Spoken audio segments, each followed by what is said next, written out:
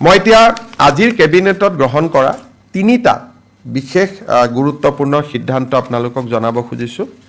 আজি আমাৰ ৰাজ্য চৰকাৰৰ কেবিনেটত অসম চৰকাৰৰ কৰ্মচাৰী আৰু আমাৰ পেঞ্চনাৰসকলৰ বাবে 2% ডিয়াৰনেছ এলাউন্স আমি ঘোষণা কৰোঁ। চ' এতিয়াৰ পৰা ৰাজ্য চৰকাৰৰ কৰ্মচাৰী পেঞ্চনাৰ সকলোৱে 2% তেওঁলোকে ডিয়াৰনেছ এলাউন্স পাব। 1/1/2025 পৰা ই কাৰ্যকৰী হ'ব। আমি এই মাহৰ দৰমহাত বিহুৰ আগতে পোৱা দৰমহাত 2% দিয়ে সংলগ্ন কৰিম, কিন্তু যিটো এৰিয়াৰ সেইটো আমি এপ্ৰিল আৰু মে' 2টা মাহত আমি তেওঁলোকক দিম। আজি এটা কেবিনেটত সিদ্ধান্ত গ্ৰহণ কৰা হয় যে অহা প্ৰথম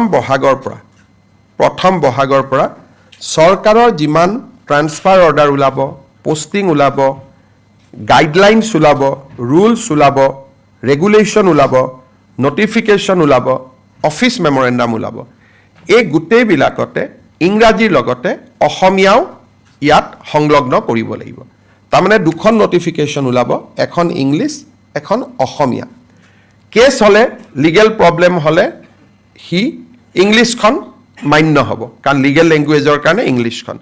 কিন্তু অসমত 1 বহাগৰ পৰাই আমি এইটো সিদ্ধান্ত লৈছোঁ যে যিমান চৰকাৰী অৰ্ডাৰ হয়, অফিচ মেমৰেণ্ডাম হয়, ৰুলছ হয়, ৰেগুলেশ্যন হয়, বিধানসভাৰ আইন হয়, যিমানবিলাক চৰকাৰী কমিউনিকেশ্যন, তাত ইংৰাজীৰ লগতে এখন অসমীয়া প্ৰতিলিপিও সন্নিৱিষ্ট কৰিব লাগিব। ইংৰাজীখন থাকিব, ইংৰাজীৰ লগত অসমীয়া এটা কপি থাকিব।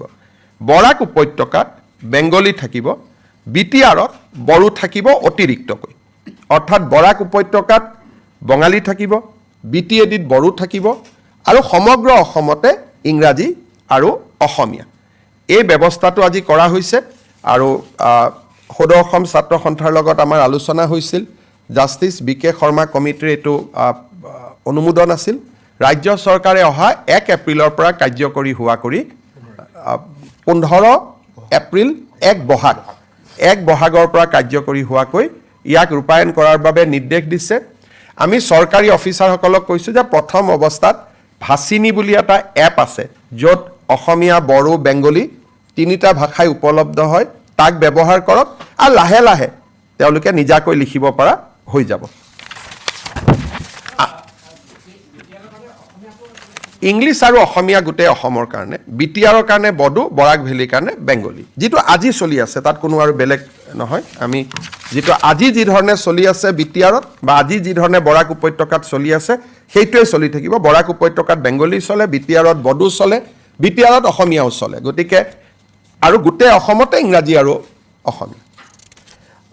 ৰাজ্য চৰকাৰে আজি আমাৰ 2খন প্ৰপ'জ ৰিজাৰ্ভ ফৰেষ্ট, পাগলিজৰা আৰু নায়েক গাঁৱক আমি ৰেভিনিউ ভিলেজলৈকে কনভাৰ্ট কৰোঁ।